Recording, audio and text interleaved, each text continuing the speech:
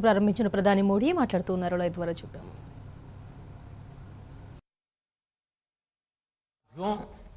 एक दौर था जब हमारे यहां रिफॉर्म्स की बहुत बातें होती थी.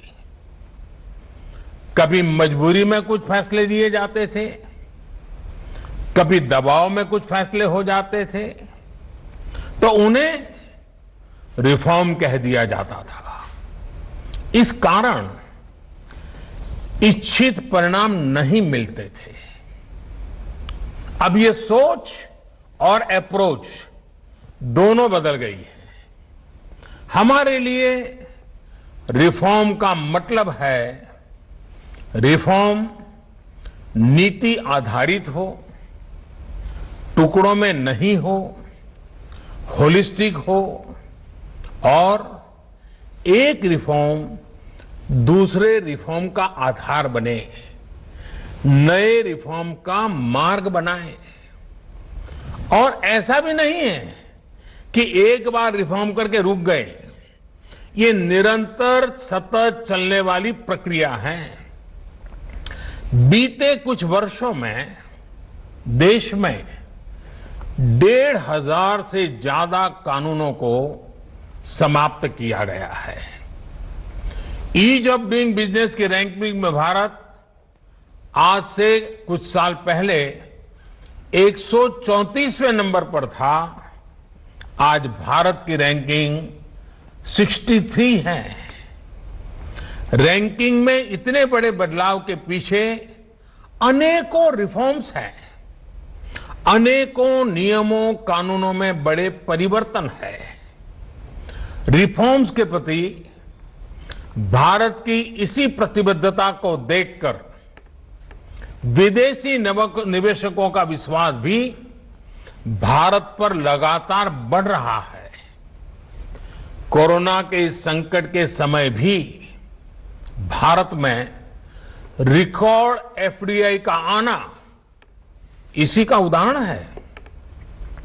साथियों, भारत के टैक्स सिस्टम में फंडामेंटल और स्ट्रक्चरल रिफॉर्म्स की जरूरत इसलिए थी क्योंकि हमारा आज का ये सिस्टम गुलामी के कालखंड में बना और फिर धीरे धीरे इवॉल्व हुआ. आजादी के बाद इसमें यहां वहां थोड़े बहुत परिवर्तन किए गए, लेकिन लार्जली सिस्टम का कैरेक्टर, उसकी चाल चलन वही रहा. परिणाम यह हुआ कि जो टैक्स पेयर राष्ट्र निर्माण का एक मजबूत पिलर है, जो देश को गरीबी से बाहर निकालने के लिए योगदान दे रहा है, उसको कटघरे में खड़ा किया जाने लगा. इनकम टैक्स का नोटिस फरमान की तरह बन गया. देश के साथ छल करने वाले कुछ मुट्ठी भर लोगों की पहचान के लिए बहुत से लोगों को अनावश्यक परेशानी से गुजरना पड़ा.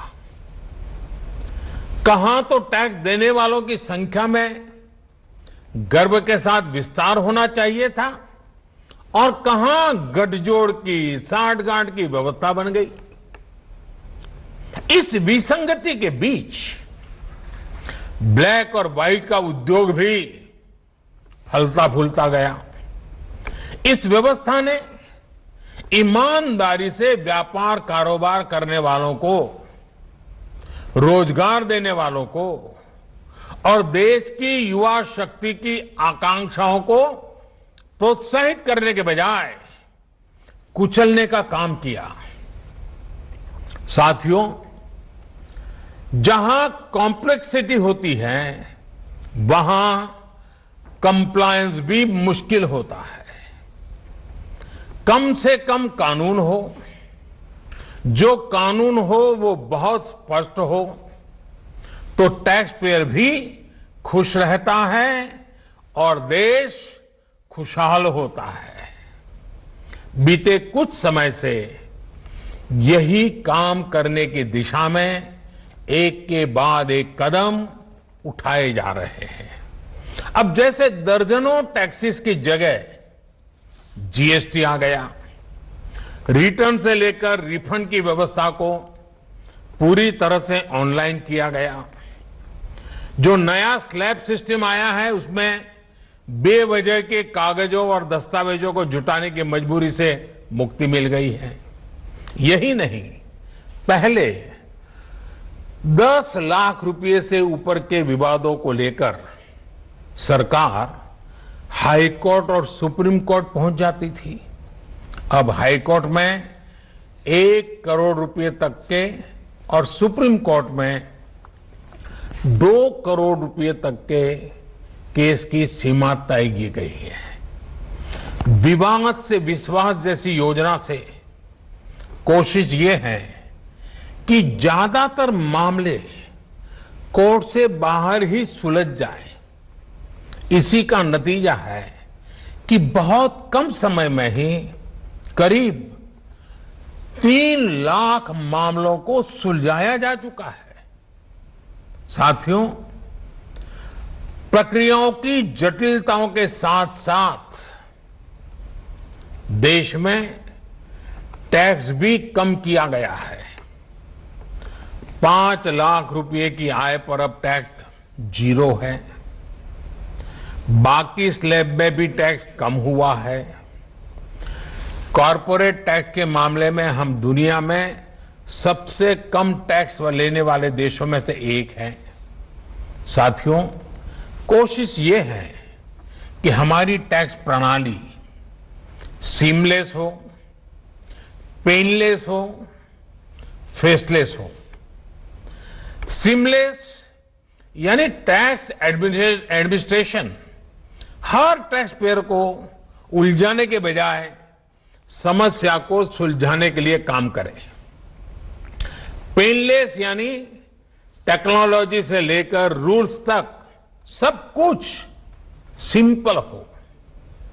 फेसलेस यानी टैक्स पेयर कौन है और टैक्स ऑफिसर कौन है, इससे मतलब ही नहीं होना चाहिए।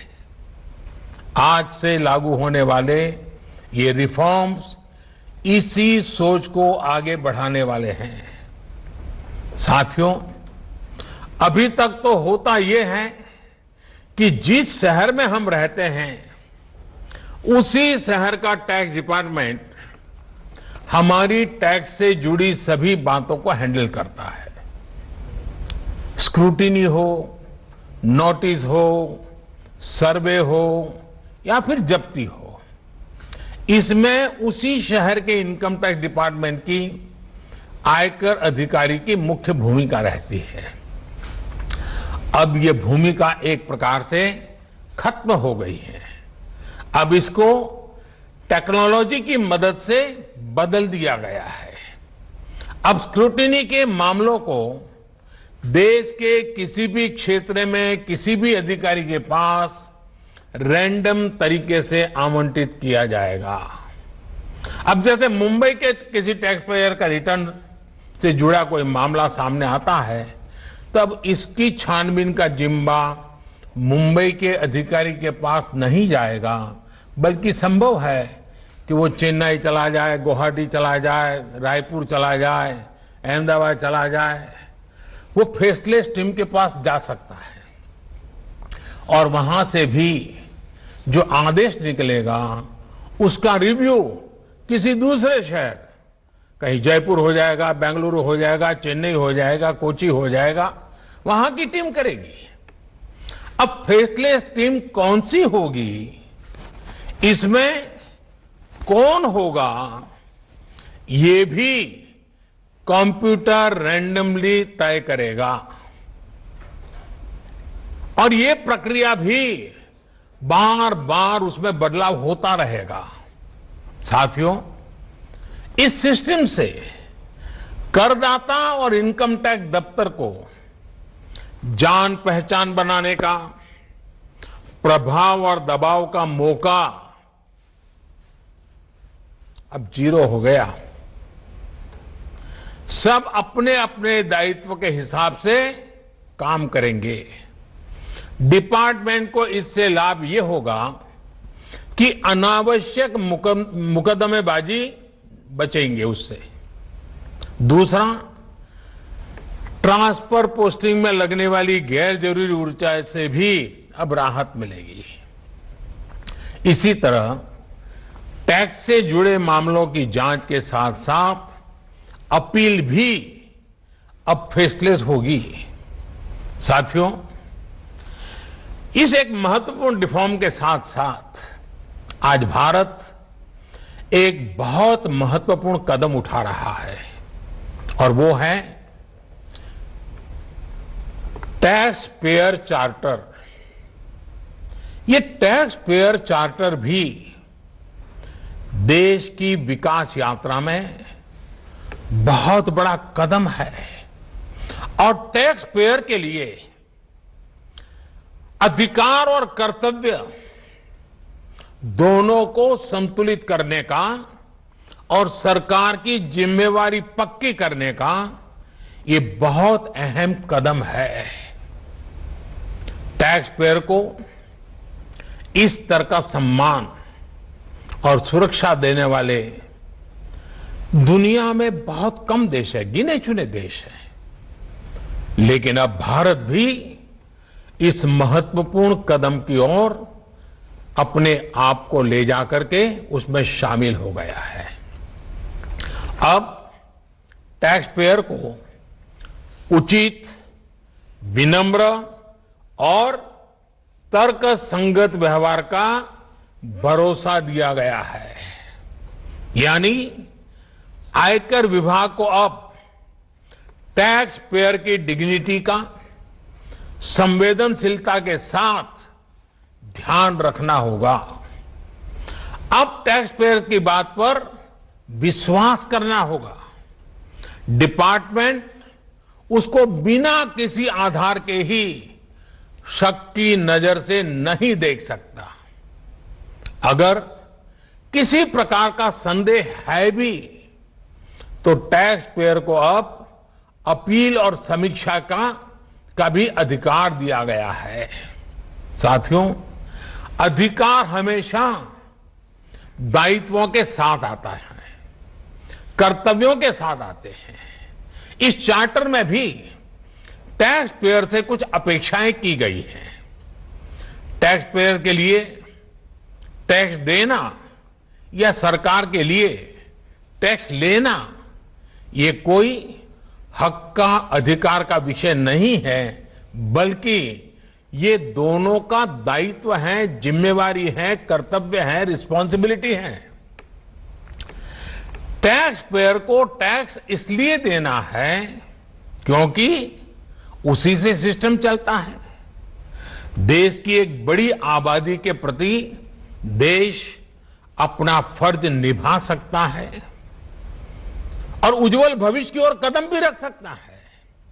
इसी टैक्स से खुद टैक्स पेयर को भी तरक्की के लिए, प्रगति के लिए बेहतर सुविधाएं। ఇవి ఇప్పటివరకు బులెటిన్ అప్డేట్స్. మరిన్ని అప్డేట్స్ కోసం చూస్తూనే ఉండండి ఐ న్యూస్. మీతోనే మీ వెంటే.